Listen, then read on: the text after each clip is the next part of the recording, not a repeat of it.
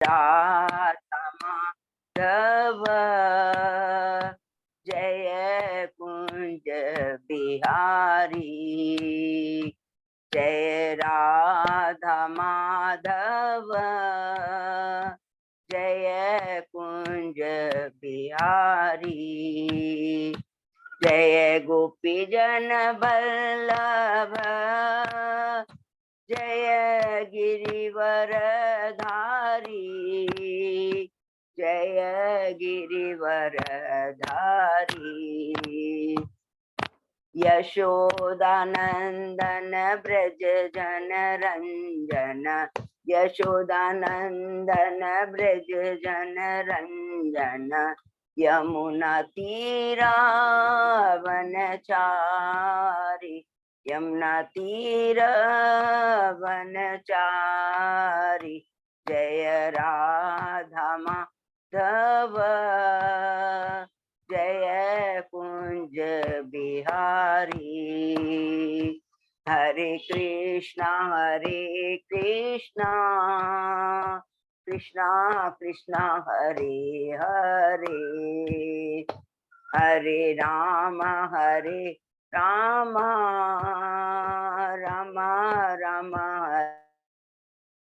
हरे, हरे कृष्णा कृष्णा कृष्णा हरे हरे, हरे राम राम राम हरे हरे, हरे कृष्णा कृष्णा कृष्णा हरे हरे, हरे राम राम राम हरे हरे, गोविंद बोलो हरि गोपाल बोलो, गोविंद बोलो हरि गोपाल बोलो, राधा रमन हरि गोविंद बोलो, राधा रमन हरि गोविंद बोलो, जय राधा माधव राधे, जय राधा श्याम सुंदर राधे, जय राधा गोपीनाथ राधे, जय राधा कुंज बिहारी राधे, जय राधा दामोदर राधे, जय जगन्नाथ बलदेवा जय सुभद्रा, जय गौरानिताय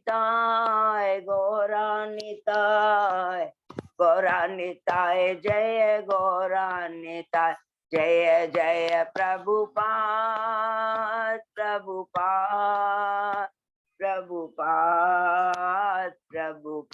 जय जय गुरुदेव,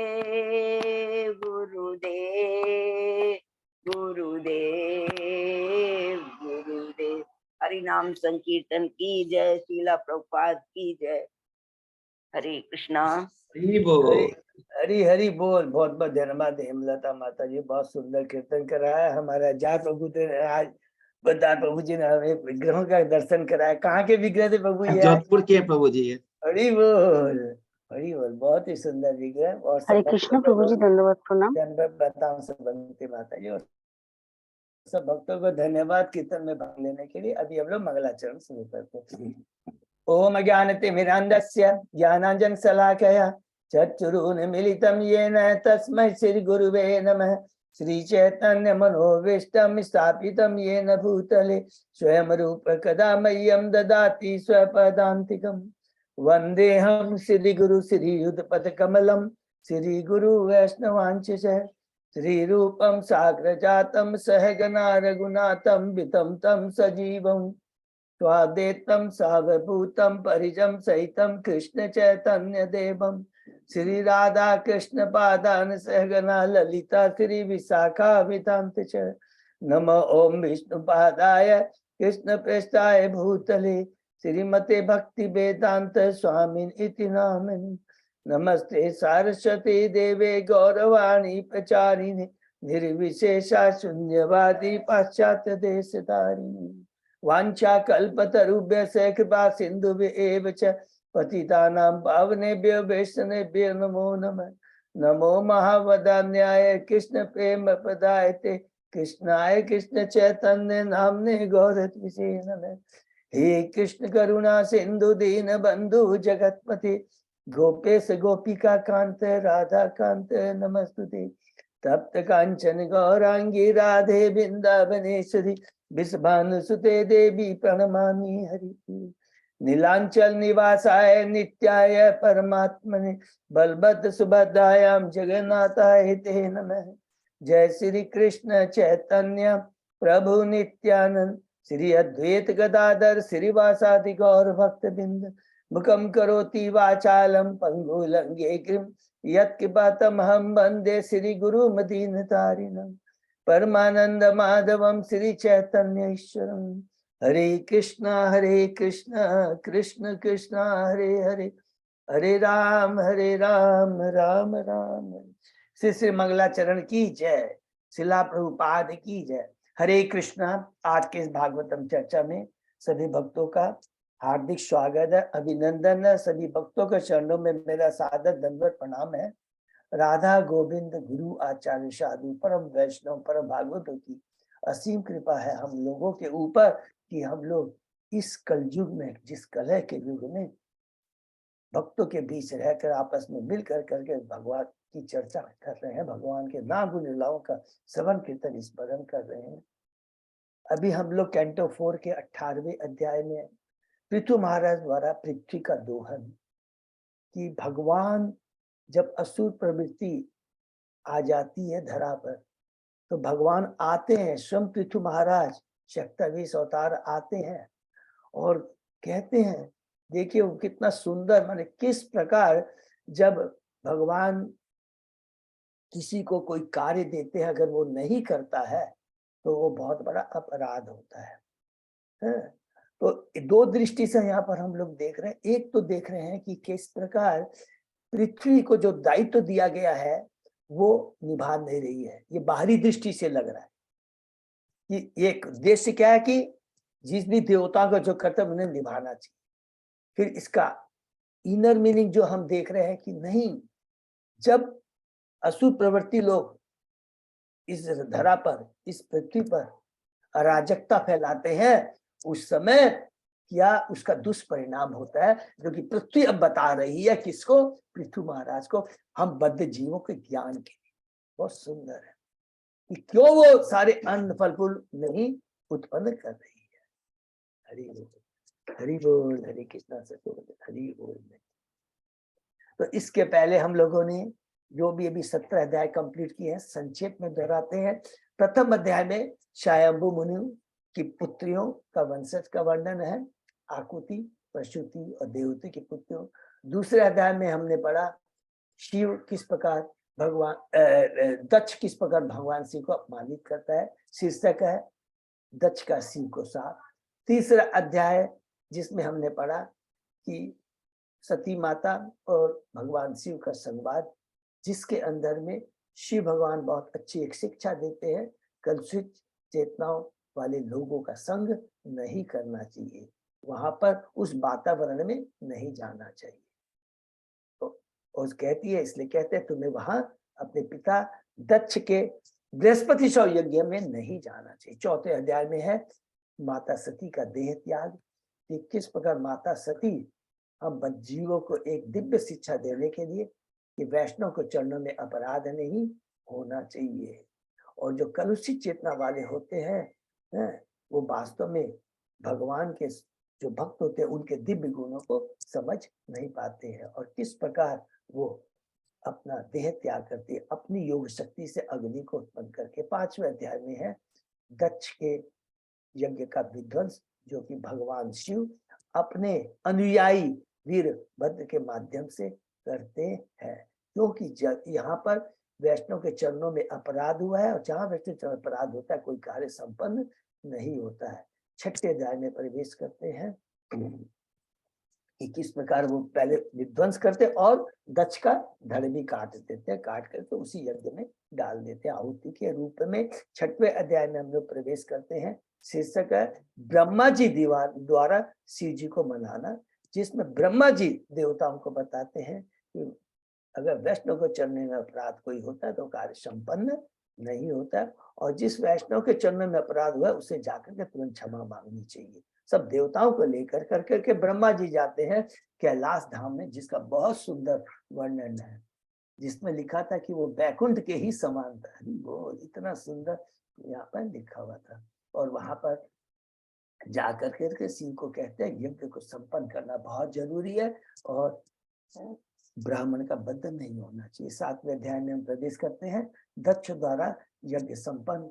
उसमें शिव जी हमें बद्ध जीवों को बताते हैं कि जो भगवान का परम भक्त होता है वो कभी भी कलुषित चेतना नहीं रखता है, मान सम्मान से ऊपर होता है, और उसका जो व्यवहार होता है, उसका जो क्रोध भी होता है, वो बद्ध जीवों के कल्याण के लिए होता है। मैंने दक्ष को ईर्ष्या पूर्वक नहीं मारा, उसके अपराध को गंभीरता पूर्वक नहीं लिया। एक माता जैसे बच्चे को करेक्शन करती है, उसी चेतना से मैंने दक्ष की चेतना, कलुषित चेतना को शुद्ध किया है। यज्ञशाला में जाते हैं, दक्ष को धड़, बकरे का धड़ मिलता है, यज्ञ संपन्न होता है। भगवान स्वयं आकर कर करके कहते हैं दक्ष को कि जो भगवान के भक्त होते हैं वो उनमें चेतना में और उनके उद्देश्य में, मेरे उद्देश्य में कोई अंतर नहीं होता है। और मोस्ट इंपोर्टेंट जो इंस्ट्रक्शन देते हैं, एकमात्र मैं ही शक्तिमान हूँ, बाकी सारी शक्तियां हैं, मैं पुरुष हूँ, बाकी सब स्त्रियां हैं।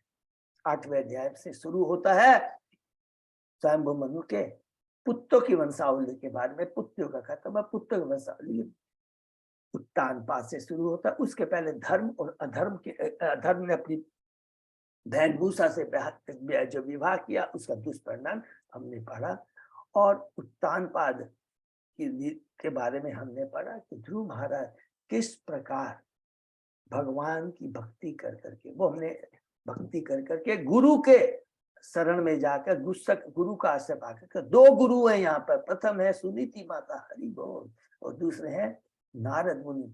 उन दो गुरुओं की कृपा से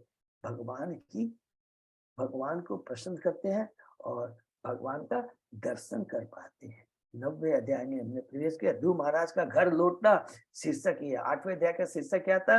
ध्रुव महाराज का वन गमन, गृह त्याग और वन गमन। ठीक है, 9वां अध्याय था ध्रुव महाराज का घर लौटना, कि किस प्रकार जब भगवान को प्रसन्न करते हैं, भगवान उनको दर्शन देते हैं और भगवान की कृपा से उनकी चेतना है, वो वैसे तो भगवान के भक्त है, गुरु के आदेश से ऐसे बोले कि उनको भगवान की प्राप्ति होती है। और कहते हैं कि वास्तव में भगवान की भक्ति किस उद्देश्य से करनी चाहिए।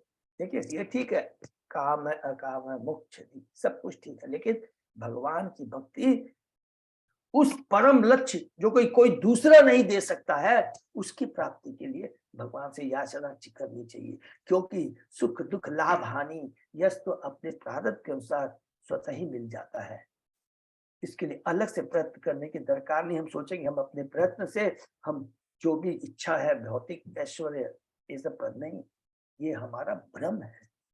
इसलिए कहते हैं कि मैंने तो भगवान की कृपा देखो, मैंने तो कांच के टुकड़े मांगे थे, लेकिन भगवान ने मुझे हीरा दे दिया। और बहुत सुंदर बात ये बार बार याद रहती है कि गुरु के आदेश को कभी भी हमें नकारना चाहिए, और जब भी हमसे कोई गलती हो जाती है तुरंत गुरु के चरणों में जाकर के अपराध के लिए क्षमा मांगनी चाहिए। गुरु के आदेश को एज इट इज मानना चाहिए। मैंने गुरु के आदेश का पालन नहीं किया, हरि को। घर वापस आ जाते हैं, उत्तानपाद देखते हैं ध्रुव महाराज अब राज सिंहासन संभालने के योग्य हो गया, घर छोड़ के चले जाते हैं। 11वें अध्याय में 10वें अध्याय में प्रवेश करते हैं, यक्षों के साथ ध्रुव महाराज का युद्ध, जिसमें हमने पढ़ा कि जैसे ध्रुव महाराज राज सिंहासन पर बैठते हैं, उनसे विवाह करते हैं, और उसके बाद में उनकी 2 पत्नियां हैं, 3 पुत्र 1 पुत्री है। सबसे बड़ा पुत्र है, हमने पढ़ा था उत्कल, और छोटा पुत्र है बत्सर, और एक पुत्र है उनका नाम था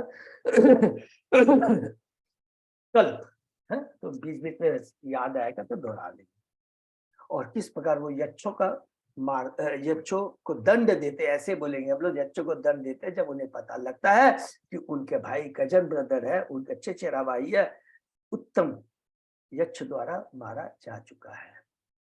और जब वो यक्ष से युद्ध करते रहते हैं तो उनकी मायाई शक्ति यक्षों को जब वो दिखाते हैं तो ध्रुव महाराज भ्रमित होते हैं। तुरंत वहां मुनि आ जाते हैं और ध्रुव महाराज को एडवाइस करते हैं।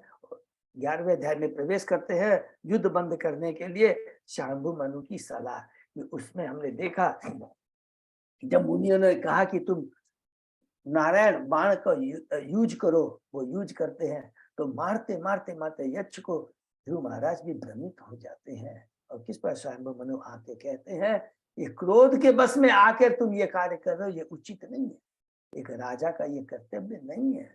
राजा को समदर्शी होना चाहिए, जो गलत कार्य करता है उसको उतना ही दंड देना चाहिए जितने के लिए वो अधिकारी है, उससे ज्यादा नहीं देना चाहिए। तुम तो सभी यक्षों को मार रहे हो, ये उचित नहीं है। क्रोध हमारी आध्यात्मिक उन्नति में एक बहुत बड़ी बाधा है, और इस क्रोध को दबाने के लिए एकमात्र रामबाण दवा है, भगवान के नाम गुणगान का श्रवण कर कीर्तन करना चाहिए। बहुत ही सुंदर है। 12वें अध्याय में प्रवेश करते हैं। ध्रुव महाराज का भगवान के पास जाना। हरि बोल। ध्रुव महाराज किस प्रकार शांभु मनु के आदेश को पालन कर कर कर कर कर करके युद्ध का विराम करते हैं, और किस प्रकार कुबेर जी आकर के उसे आशीर्वाद देते हैं। और कुबेर जी जब आशीर्वाद के लिए कहते हैं ध्रुव महाराज को, तो कहते हैं कि मुझे एकमात्र ऐसी कृपा की जिससे मुझे मेरी भगवान में अखंड श्रद्धा और स्मृति बनी रहे। हरि बोल। कुबेर महाराज प्रसन्न हो, खुश हो जाते हैं। देखिए एक भगवान का जो भक्त है उसकी क्या याचना होती है, और एक जो सकाम कर्मी होता है उसकी क्या। सकाम कर्मी होगा, अरे कुबेर जी आए हैं, इतना धन है, देवताओं के कोषाध्यक्ष हैं, इतना धन दे दीजिए। नहीं, उन्होंने वो मांगा जो कि कुबेर महाराज भी नहीं दे सकते हैं। कि भगवान जन्म मृत्यु से छुटकारा, भगवान की सदैव अखंड श्रद्धा भक्ति बनी रहे, ये बहुत इंपॉर्टेंट चीज है। और अंत में किस प्रकार वो राजमहल में आते हैं, अपना एक राजा का जो कर्तव्य को निभाते हैं, उसके बाद में कहाँ चले जाते हैं, बद्रिकाश्रम चले जाते हैं। भगवान की भक्ति कर कर करके अपने भौतिक शरीर से ऊपर आ जाते हैं। बैकुंठ से विष्णु दूत आते हैं और उनके साथ में ध्रुव महाराज भगवान के धाम चले जाते हैं। और जाते समय जो हमने पढ़ा कितना सुंदर है कि किस प्रकार वो बद्रिकाश्रम के ऋषियों से प्रार्थना करते हैं कि मैं भगवान के धाम जाकर भी, बैकुंठ लोग जाकर भी भगवान की भक्ति कर पाऊं, ऐसी कृपा हमारे ऊपर कीजिए। और अपने गुरु को नहीं भूलते हैं। माता सुनीति को 36,000 वर्ष पर भी याद आता है। तो यहाँ पर भगवान बताते हैं जो गुरु होता है और जो प्रचार कार्य में भगवान से जुड़ाने में किसी को मदद करता है, उसका बैकुंठ धाम, गोलोक धाम निश्चित है। यहाँ की इस लीला से मालूम पड़ता है। 13वें अध्याय में प्रवेश करते हैं। ध्रुव महाराज के वंशजों का वर्णन।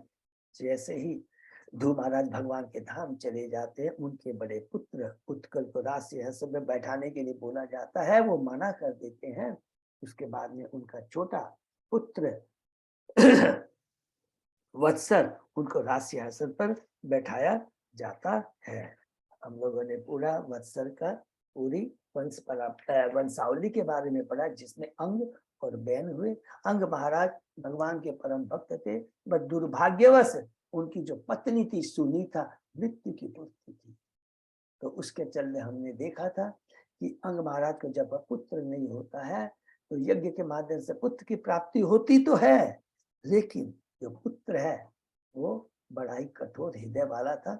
और किस प्रकार पुत्र को प्राप्त अंग महाराज खुशी न होकर के बाद में दुखी हो जाते हैं। और बहुत सुंदर सुंदर बातें हमें यहाँ पर बताते हैं, जो कि हम लोगों ने पढ़ा कि बहुत ही अच्छा, इससे तो अच्छा है कि पुत्र ना हो, पहला चीज बोलता। दूसरा बोलते कुपुत्र भी बहुत ही अच्छा होता है, जिससे हमारी आसक्ति जो आसक्ति है वो कटती है। ये बहुत बड़ी शिक्षा है, इसको हम लोग को as it is face value समझना है इसको, कि क्या भगवान बोलना चाहते हैं, कि हमारी जो चीज के प्रति आसक्ति है जो भगवान से हमें दूर ले जाती है, वो हमारे लिए विष के समान है।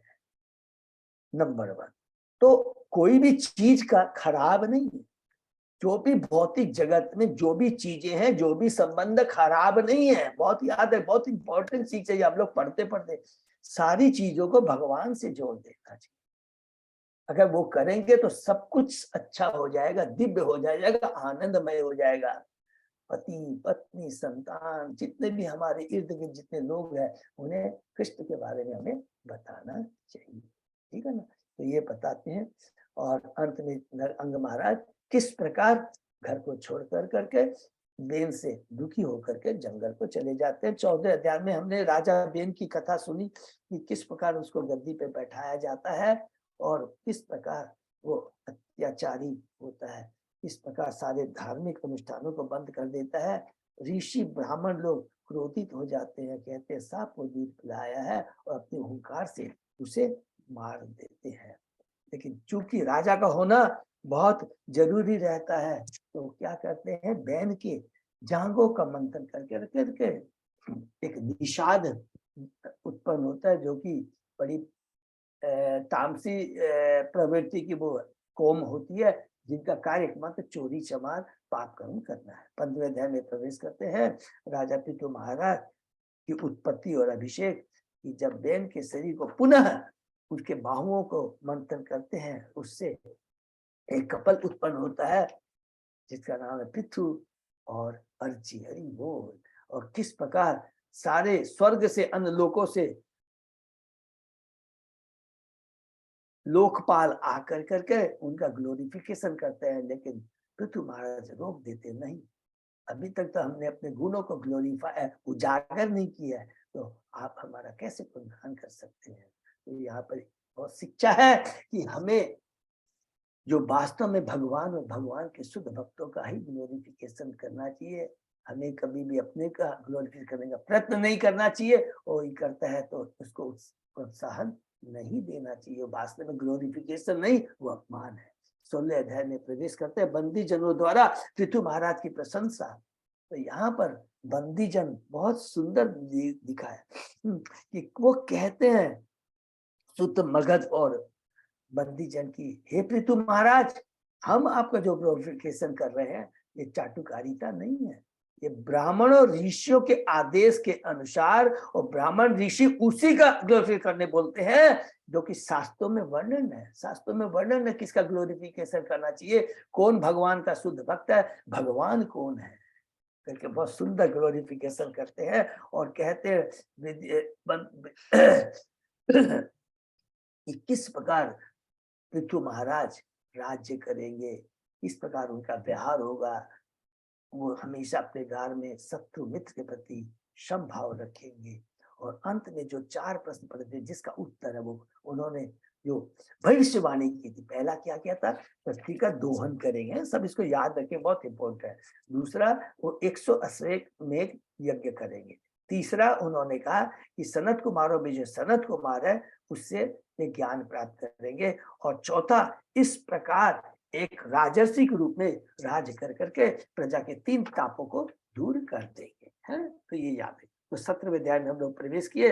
महाराज पृथु का पृथ्वी पर कुपित होना, कि जैसे ही ये चारों प्रश्न जो भविष्यवाणी करते हैं, तुरंत विदुर जी मैत्रेय मुनि से पूछते हैं कि किस प्रकार उन्होंने, किस प्रकार गाय का रूप लिया पृथ्वी ने, किस प्रकार उसका दोहन किया, किस प्रकार इंद्र ने यज्ञ के घोड़े को क्यों चुराया, और उन्होंने सनत कुमार से क्या शिक्षा प्राप्त की। यहाँ से जब शुरू होता है 17वां अध्याय, उसमें हमने पढ़ा कि जैसे पृथु महाराज राजगद्दी पर बैठते हैं, नागरिक आते हैं और कहते हैं कि हे प्रभु, हे महाराज, हे राजा, हमारे अन्न का अभाव है, हम अन्न नहीं खा पा रहे, भूख से पीड़ित हो गए हैं।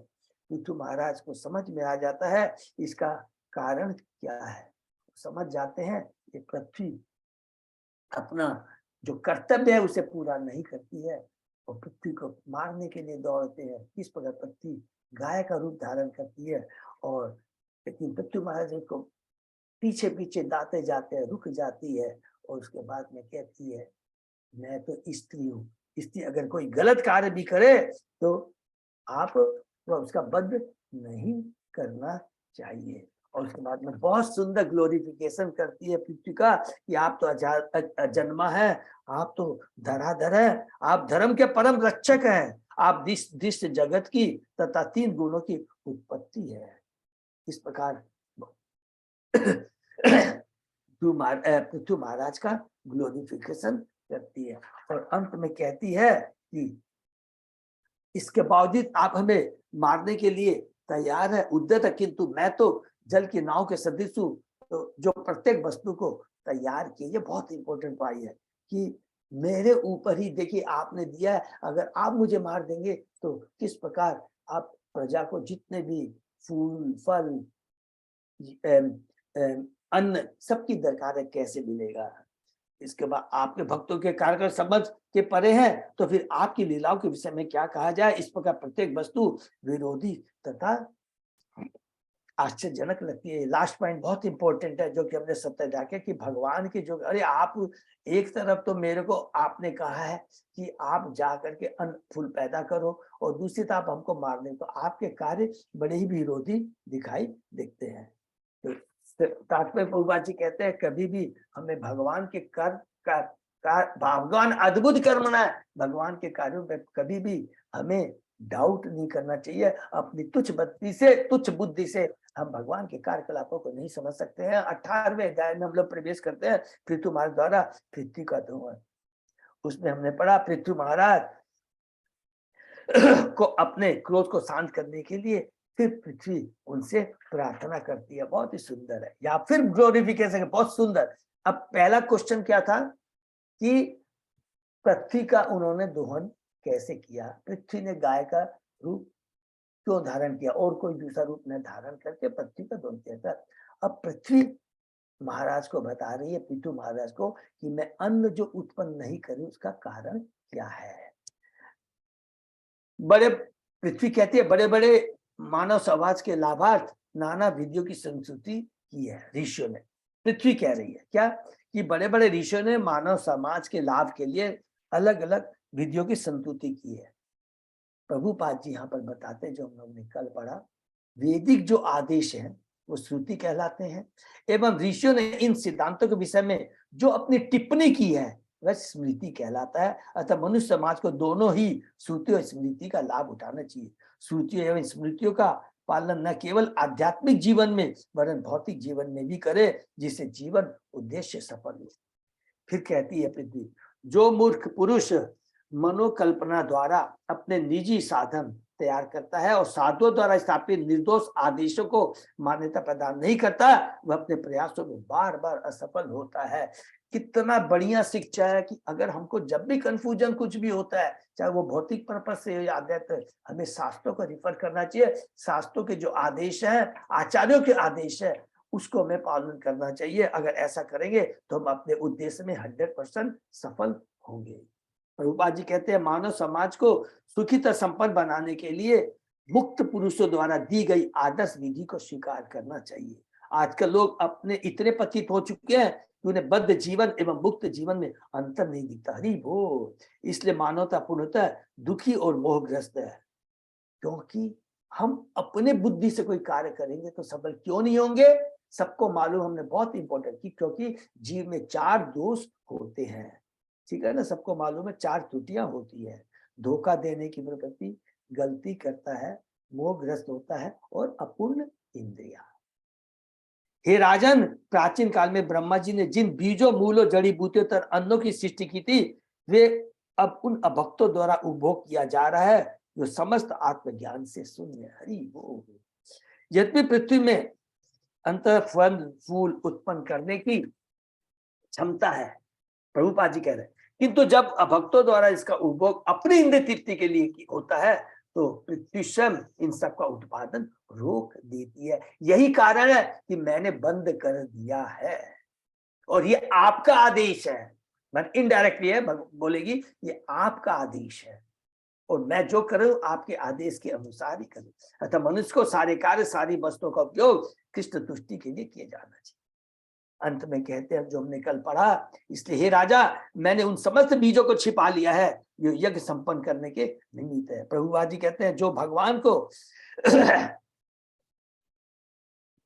बेस माने भगवान को केंद्र में रखे बिना अन्न खाता है या भगवान को भोग लगवाए बिना अन्न खाता है वह चोर और दंडनीय है। अगर इस तरह चलता रहा, बहुत सुंदर बात कह रहे हैं, तो एक दिन ऐसा आएगा कि अन्न फल फूल नहीं होंगे और लोग अपने बापों और बेटों को मारकर अपना उदर पोषण करेंगे। देखिए कितनी माने क्रूर सत्यता प्रभुपाद जी ने तात्पर्य में कल हमें बताया, और उसके आगे फिर पृथ्वी क्या कहती है हम आज पढ़ेंगे। ठीक है। ओम नमो भगवते वासुदेवाय, ओम नमो भगवते वासुदेवाय, ओम नमो भगवते वासुदेवाय। नारायण नमस्कृत्य नरं चैव नरोत्तमं देवी सरस्वती व्यासं ततो जयम् उदीरये। नष्प्रायेषु अभद्रेषु नित्यं भागवत सेवया भगवती उत्तम श्लोके भक्ति भवति नैष्ठिकी। कृष्णाय वासुदेवाय देवकी नंदनाय च नंद गोप कुमाराय गोविंदाय नमो नमः। आराधयो भगवान भजेश तनय ततदाम बिंदावनम रमया काचित उपासना व्रजवधु वर्गेण्य कल्पिता। श्रीमद्भागवतम प्रमाणम अम्लम प्रेमापुमर्तो महा श्री चैतन्य महाप्रभो मतम इदम तत आदरो न पर। हरे कृष्ण कृष्ण कृष्ण हरे हरे हरे राम राम राम हरे हरे। कैंटो 4 अध्याय 80 श्लोक नंबर 8। प्रभु ठीक है। हाँ प्रभु। नूनम ता विरुद्ध छिन्ना मयि कालेन भूयसा तत् योगेन दृष्टेन भवाना दातुम अर्हति। मेरे भीतर दीर्घ काल से संचित रहने के कारण सारे धान्य निश्चित रूप से जीर्ण हो चुके हो।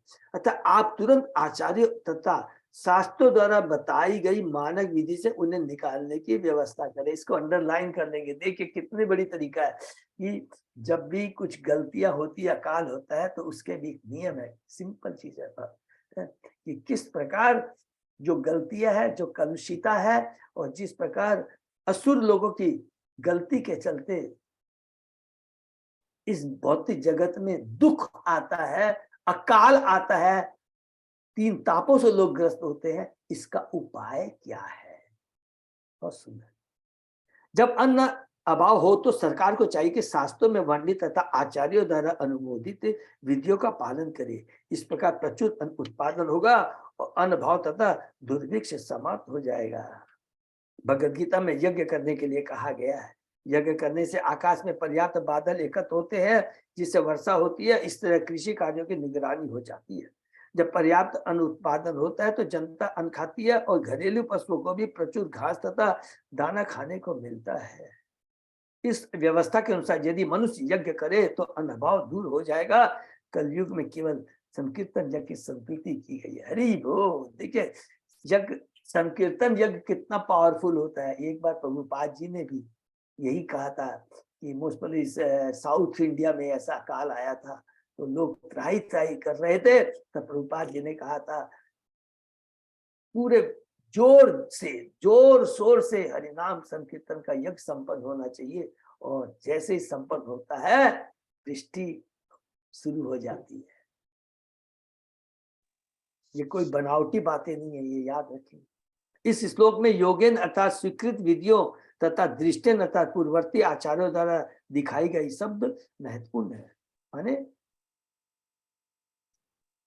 यदि कोई यह सोचता है कि आधुनिक यंत्रों तथा ट्रैक्टर के द्वारा अन्न उत्पन्न किया जा सकता है तो यह भूल है। यदि कोई रेगिस्तान में जाए और ट्रैक्टर चलाए तो भी अन्न नहीं होगा।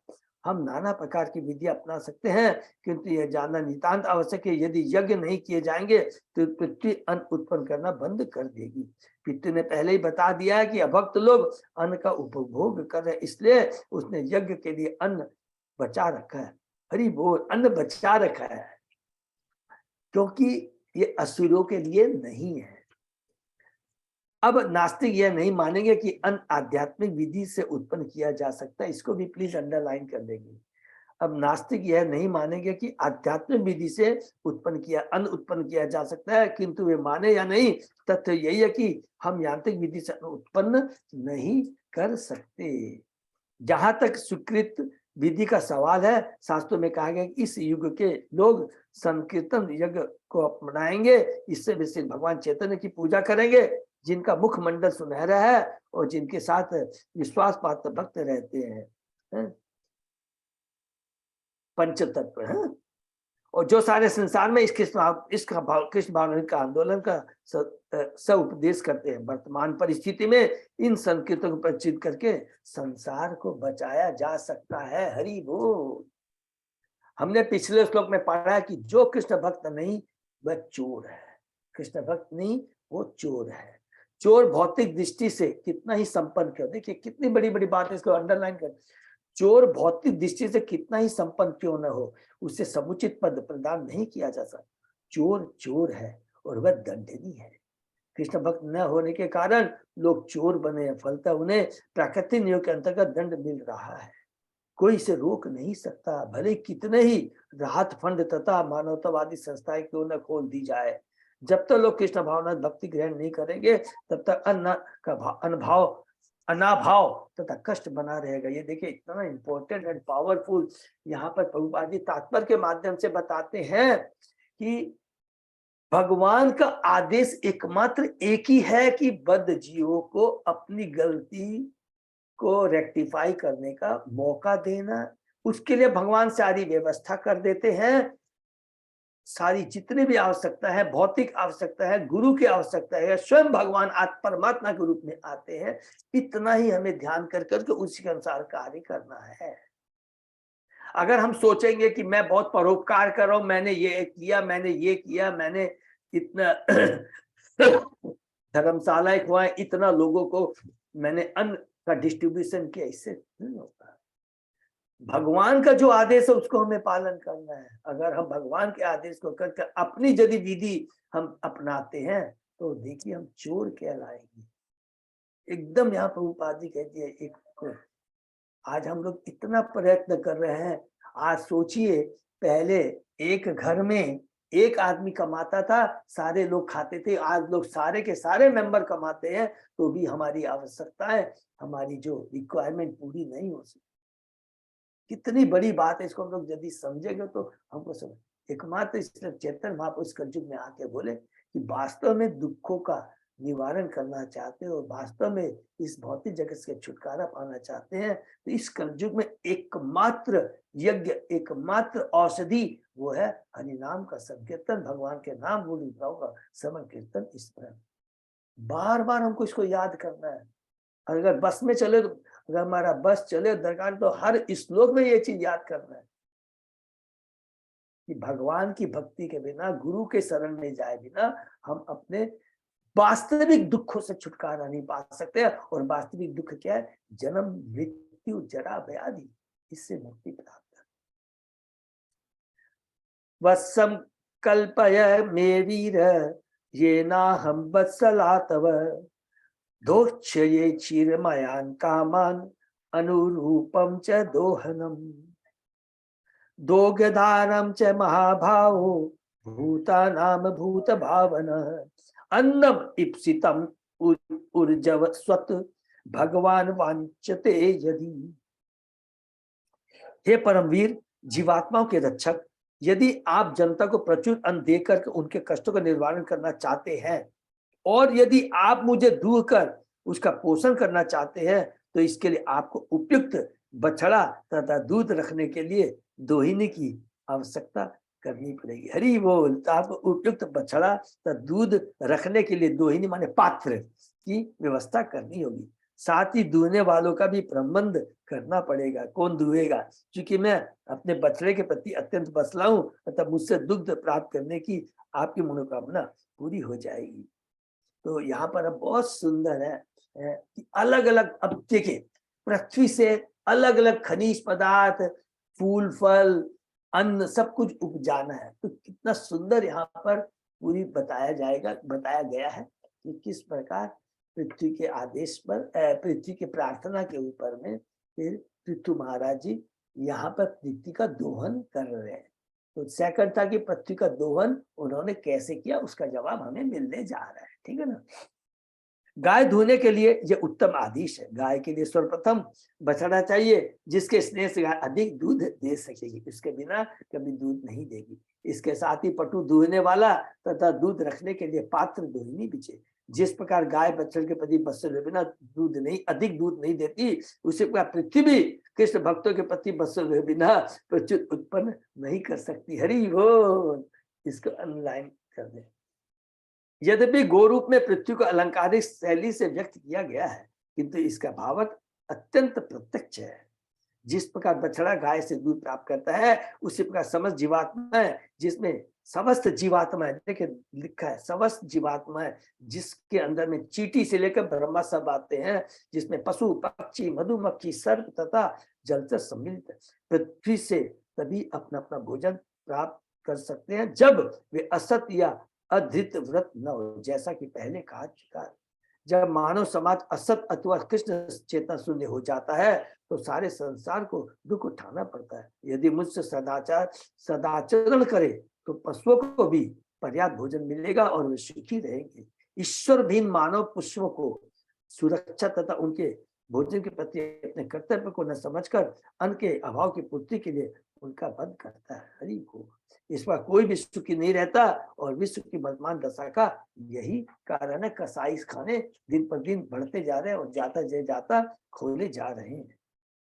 समाम च करुमाम राजन देव वृष्टम यथापय अपरतावती भद्रम ते उपावर्तेत में विभो।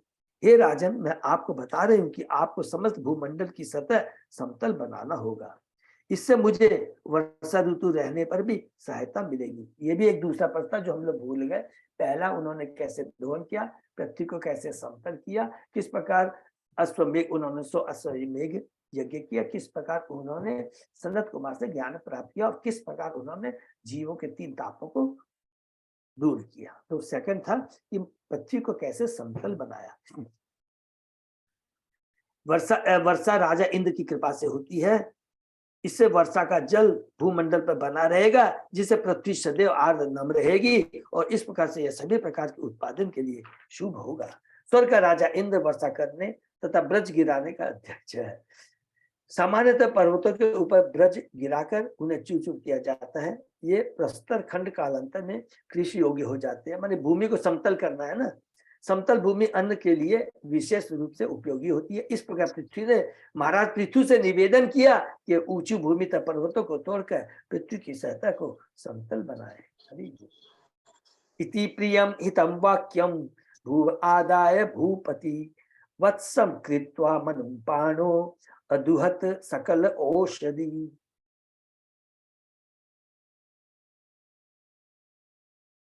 पृथ्वी के शुभ तथा प्रिय वचनों को राजा ने अंगीकार कर लिया। तब उन्होंने शांभु मनु को, हरि बोल, पहले मनु को ने शांभु मनु को बछड़ा बनाया और गौरु पृथ्वी से समस्त औषधियां दूर कर अपनी अंजुलि में, माने पात्र हो गया, अंजुलि में रख कर लिया। अलग अलग, देखिए बहुत सिंपल है, इसको हम लोग एकदम आगे बढ़ते जाएंगे कि अलग अलग लोगों को, किसी को बछड़ा बनाते हैं, किसी को किस चीज को पात्र बनाते हैं और दूहने वाला को अलग अलग देखेंगे। अलग अलग चीजों को पृथ्वी से निकालने के लिए, एक्सट्रैक्ट करने के लिए। तथा परे च सर्वत्र सारमादते बुधा ततो अन्ये च यथा कामम दूदुह पृथु भाविताम।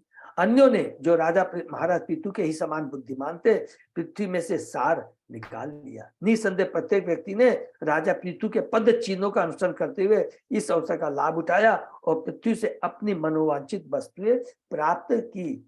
बद्ध जीवों के लिए जितने, पृथ्वी को वसुंधरा भी कहते हैं। वसु का अर्थ धन तथा धरा का अर्थ होता है धारण करने वाला। इस पृथ्वी के भीतर के सभी प्राणी मनुष्य की आवश्यकता को पूरा करते हैं और पृथ्वी में से इन समस्त जीवात्मा को समुचित साधनों से बाहर निकाला जा सकता है।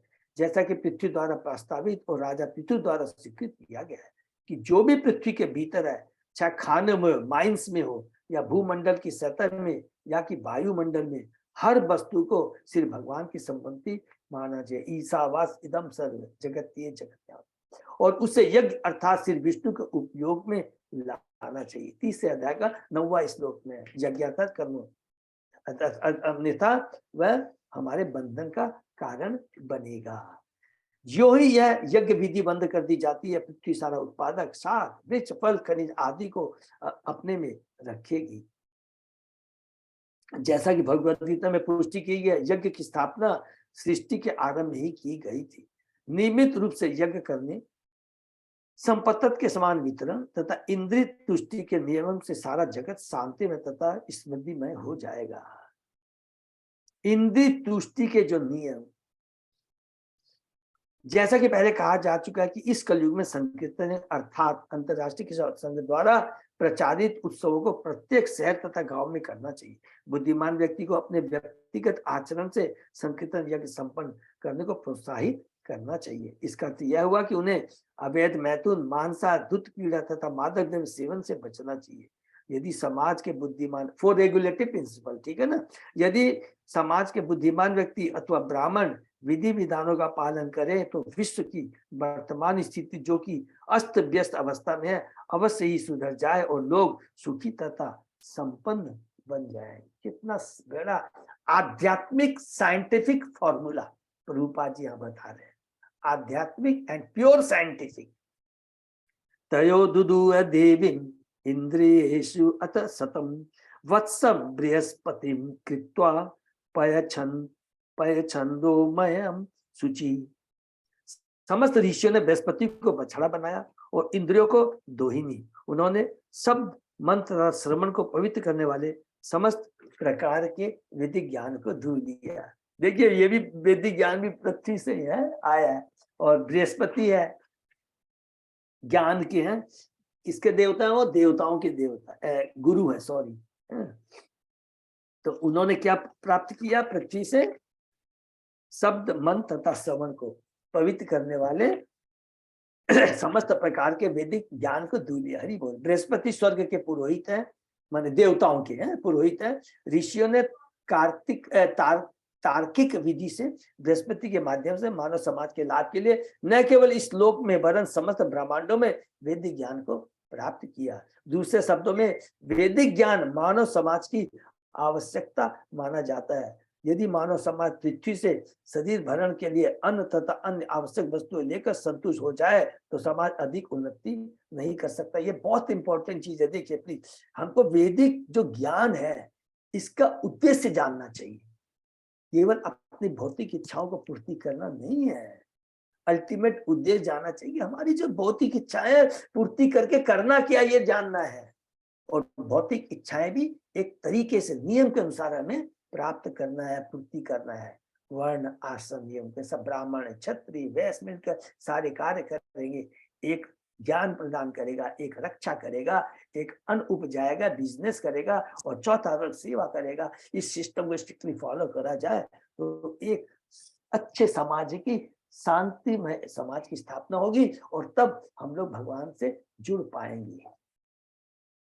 मानवता के पास मन, काम तथा ध्वनि स्पंदन के लिए समुचित भोजन चाहिए। जहां तक दिव्य स्फुरण का प्रश्न है, समस्त वैदिक ज्ञान का सार हरे कृष्ण महामंत्र हरि बोल।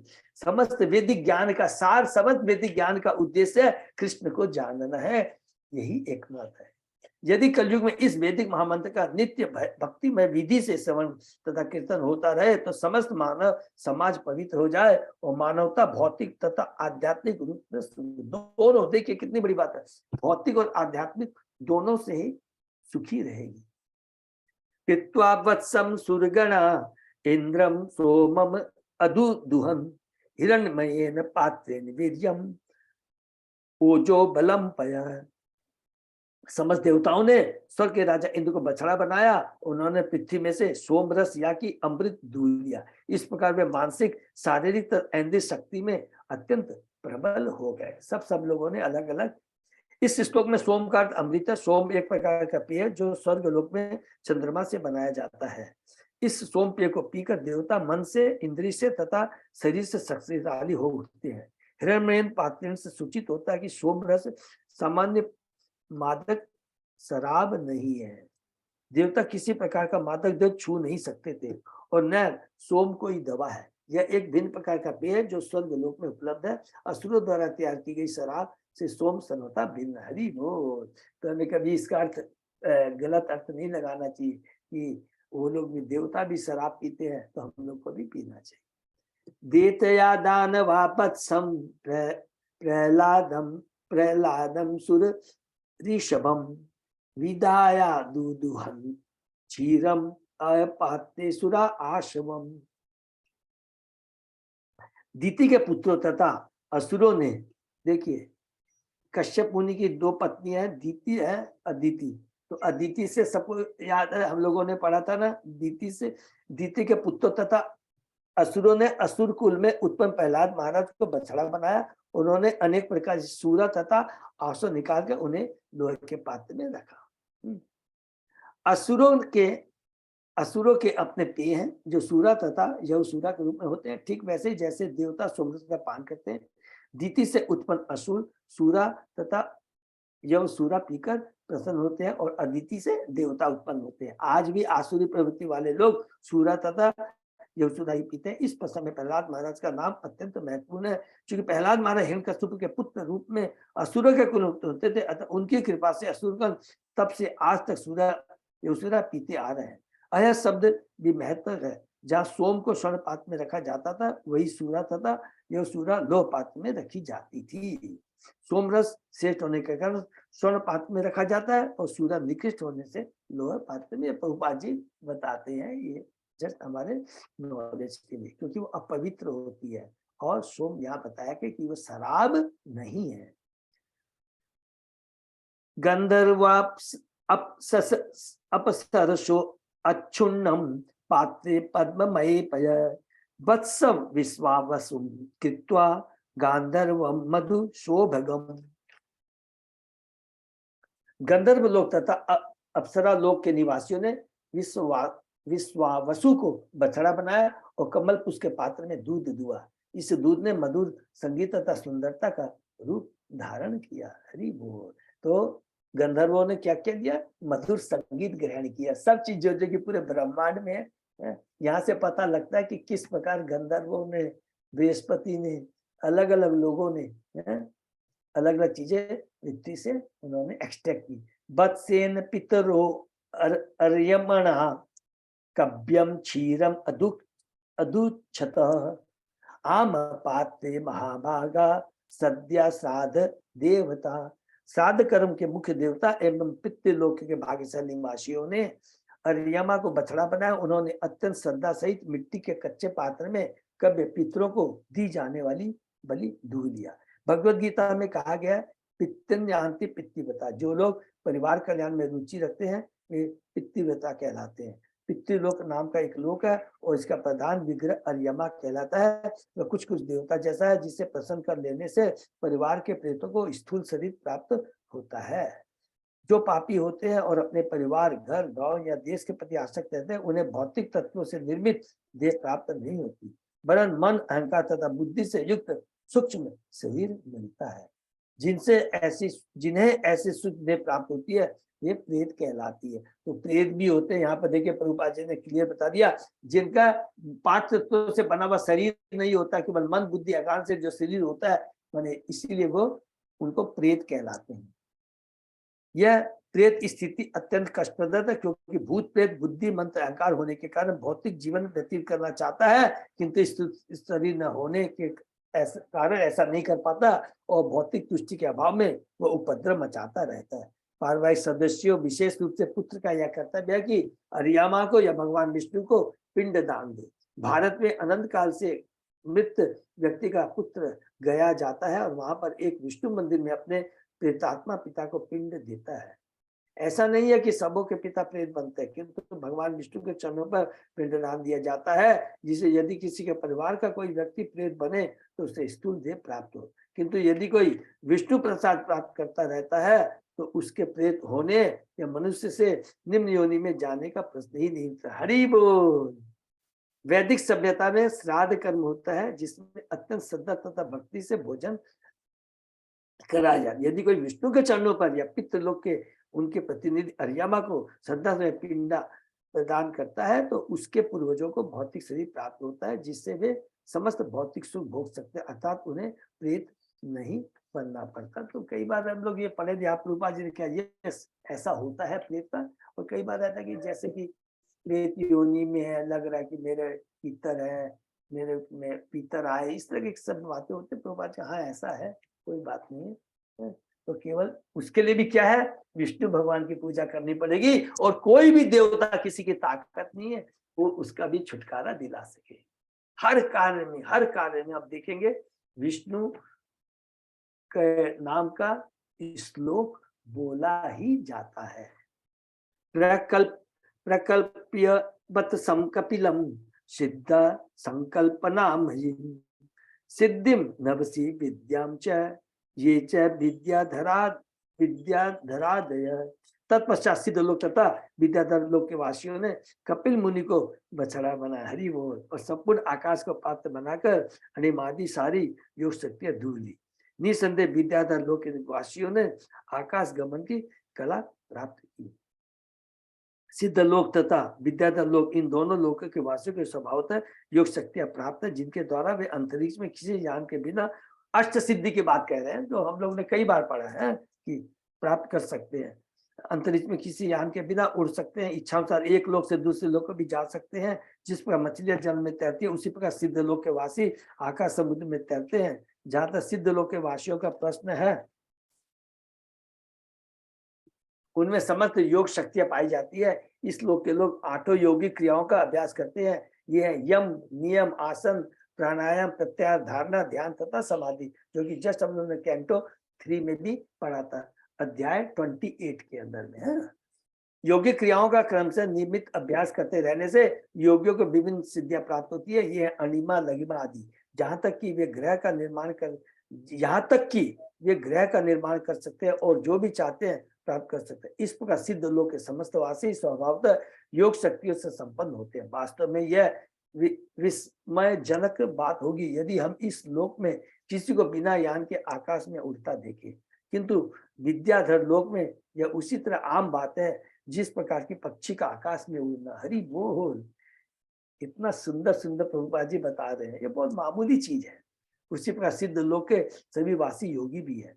इस श्लोक में कपिल मुनि का नाम महत्वपूर्ण क्योंकि वे शाक्य दर्शन के व्याख्याता है और उनके पिता कर्दम मुनि महान योगी थे। कर्दम मुनि ने तो ऐसा विमान तैयार किया था जो एक छोटे नगर के बराबर था, जिसमें उद्यान, भवन, दास और गगनचुंबी था। इसको भी याद रखें, दास तथा दासियां थे। इस साज समाज के साथ कपिल देव की माता देवहूति और उनके पिता कर्दम मुनि ने समस्त ब्रह्मांडों की यात्रा की और विभिन्न लोगों को देखा। अन्य च मायिनो मायाम अंतर्धान अद्भुत आत्मनाम मयम प्रकल्प्य वत्संते दुदुह धारणामयि।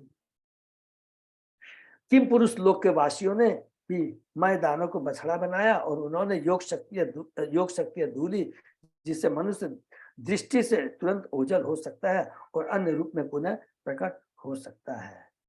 कहा जाता है कि किम पुरुष लोक के वासी अनेक आश्चर्यजनक योगिक प्रदर्शन कर सकते हैं, अर्थात जितनी भी आश्चर्यजनक वस्तुओं की कल्पना की जा सकती है उन्हें वे प्रदर्शित कर सकते हैं। इस लोक के वासी जो चाहे जो भी कल्पना कर सके उसे कर सकते हैं। ऐसी योग शक्ति भी की प्राप्ति इष्टिता कहलाती है। असुर ऐसी शक्ति योगाभ्यास से प्राप्त करते हैं। असुर भी श्रीमद् भागवत के दशम स्कंध में सजीव वर्णन है कि श्री कृष्ण के समझ असुरगण किन किन रूपों में प्रकट हुए। उदाहरणार्थ बकासुर एक विशाल बगुलों के रूप में श्री कृष्ण तथा गोपों के समक्ष प्रकट हुआ था। इस लोक में रहते हुए भगवान कृष्ण को अनेक असुरों से लड़ना पड़ा था जो कि किम पुरुष की मायावी शक्तियां प्रदर्शित करने वाले थे। यद्यपि किम पुरुष लोक के वासियों को ऐसी शक्तियां प्रकृति से प्राप्त है, किंतु इस लोक में विभिन्न योग क्रियाओं से ये शक्तियां प्राप्त की जा सकती है। इस लोक में भी ये शक्तियां प्राप्त की जा सकती है। और किम पुरुष के जो लोक के वासी हैं, उनको स्वतः ही अपने आप मिल जाती है, वहां पर कोई अलग से प्रयास करने की दरकार नहीं होती है।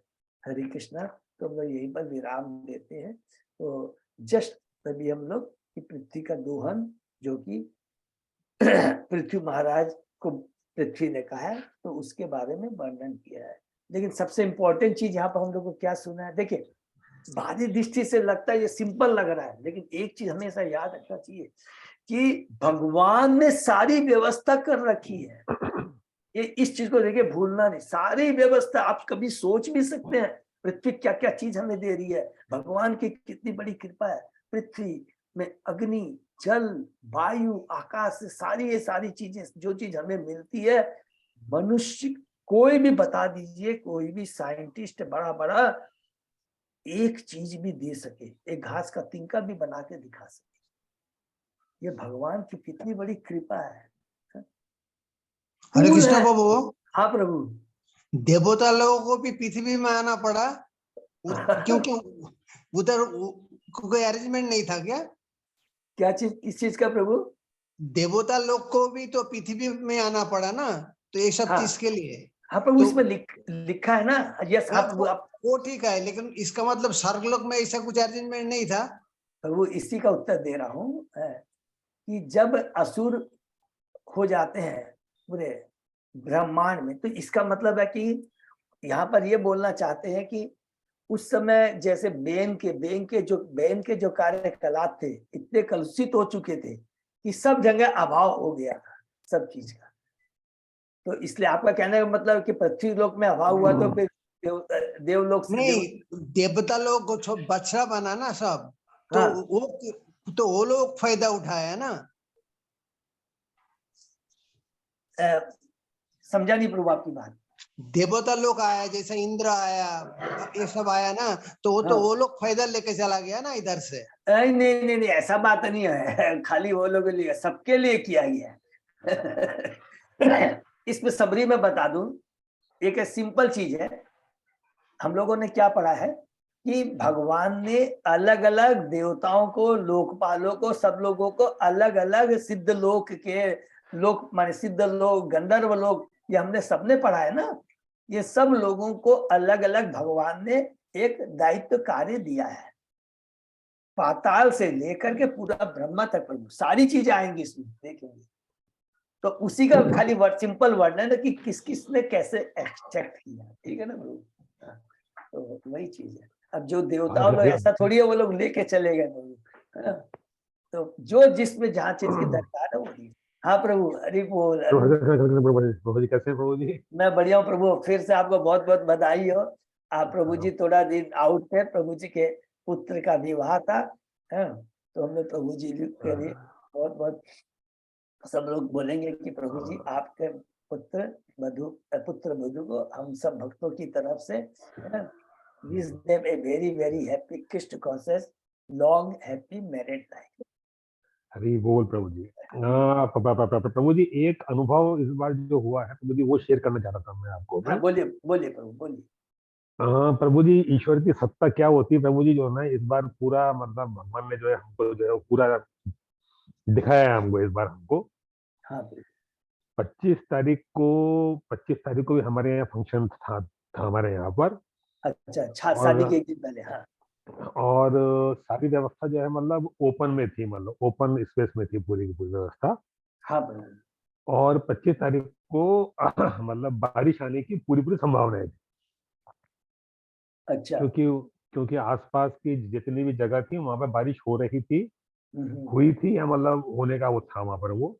हम्म, तो लड़की के पिताजी भी मेरे पास में आए कि भाई देखिए कहना बॉस, ये तो मतलब बड़ा मतलब संकट वाला काम है ये, तो अब इसमें अपन जो इसमें क्या करें अंदर हम लोग। हम्म। तो बाबू जी मैंने उनमें मतलब मेरे मुंह से एक ही बात निकली कि साहब आप ये सोचना छोड़ दीजिए कि साहब ये हमारा फंक्शन है। आप ये मान के चलिए कि साहब ये ठाकुर जी का फंक्शन है और हम सब उसमें आए हुए हैं। हरि बोल। नहीं, और अब जो है ठाकुर जी की जो इच्छा होगी वो हो जाएगा। प्रभु जी आप ये देखिए कि साहब बिल्कुल बारिश हुई नहीं, और उसकी जगह पर ऐसा मतलब शानदार मतलब मौसम हो गया कि ना गर्मी ना सर्दी, जैसे पहाड़ों पर होता है ना, पहाड़ों पर जैसे मतलब मौसम होता है, हाँ हाँ प्रभु जी वैसा मौसम हो गया। और इतना मतलब लोगों को आनंद आया कि पूछिए मत रहो।